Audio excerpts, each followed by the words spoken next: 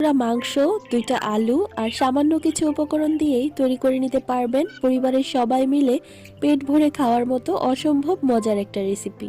প্রথমেই মাংসগুলোকে আমি এইরকম ছোট ছোট টুকরো করে কেটে নিয়েছি। আপনারা চাইলে কিন্তু এই মাংসগুলোকে কিমা করেও নিতে পারেন।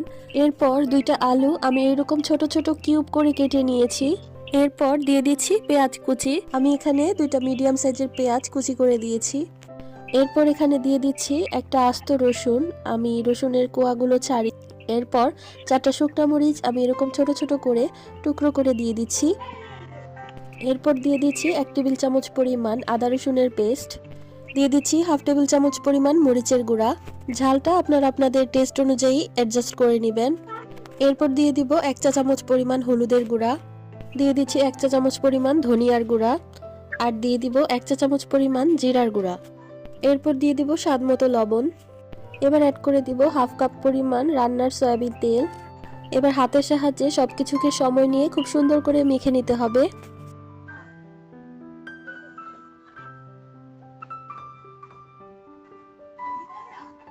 খুব সুন্দর করে মাখানো হয়ে গেছে।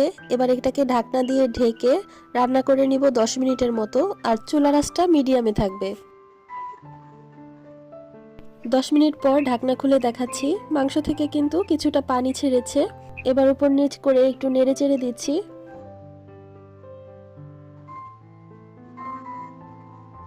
এবার এখানে অ্যাড করে দিব 2টা তেজপাতা, 2টা দারুচিনি আর 4-5টা এলাচ। এবার এই আস্ত গরম মশলাগুলোকে দিয়ে কিছুক্ষণ নেড়ে চেড়ে এখানে পানি অ্যাড করে দিচ্ছি। আমি এখানে 1 কাপের মতন পানি দিয়েছি। এবার ঢাকনা দিয়ে ঢেকে রান্না করব আরও 10 মিনিটের জন্য, আর এই পর্যায়ে কিন্তু চুলার আঁচটা মিডিয়ামে থাকবে। 10 মিনিট পর ঢাকনা উঠিয়ে আবার একটু নেড়ে চেড়ে দিচ্ছি যাতে তলানি থেকে লেগে না যায়। যেহেতু মাংসগুলো অনেক ছোট ছোট করে কাটা হয়েছে, তাই এগুলো সেদ্ধ হতে বেশি সময় লাগবে না। তো আমার মাংসের পানিটা কিন্তু অনেকটাই শুকিয়ে এসেছে। আবারও কিছুক্ষণ ঢাকনা দিয়ে ঢেকে আমি বসিয়ে রাখবো মাংসগুলো প্রপারলি সেদ্ধ হওয়ার জন্য। 10 মিনিট পর আমি ঢাকনা খুলে দেখাচ্ছি। এর মাঝখানে কিন্তু আমি আরও 2-1 বার নেড়ে চেড়ে দিয়েছিলাম। দেখেন মাংসের ঝোলটা কিন্তু একদমই শুকিয়ে গেছে, আর মাংসগুলো একদম প্রপারলি সেদ্ধ হয়ে গেছে। এই পর্যায়ে আমি এখানে অ্যাড করে দিচ্ছি 1 চা চামচ পরিমাণ ভাজা জিরার গুঁড়া। এবার এগুলোকে কিছুক্ষণ অনবরত নেড়ে চেড়ে আমি এগুলোকে একটু ভাজা ভাজা করে নিব।